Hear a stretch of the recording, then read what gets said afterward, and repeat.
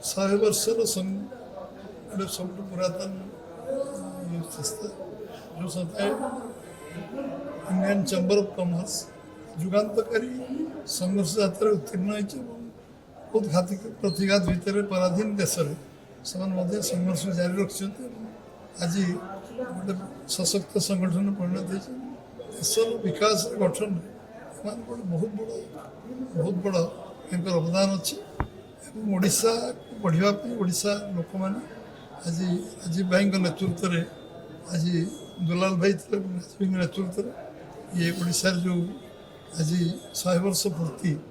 आरंभ हो 100 इयर्स हो जाऊँगी 1925 2025 निश्चित भाव में ओडिशा को आगे ने समृद्ध करेंगे ओडिशा विकसित ओडिशा जो जो आम रखीचु 2036 मिशन 2036 निश्चित साकार हम आमर शिल्पटू आरंभ कर स्वास्थ्य क्षेत्र में जलसेचन क्षेत्र में कृषि क्षेत्र में पर्यटन क्षेत्र में गोटे यथेष्ट संभावना अच्छी साकार करने इंडिया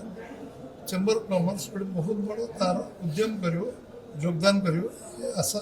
विश्वास मोर अच्छे विशेष घटना पूर्वतन प्रधानमंत्री जो देहावसान है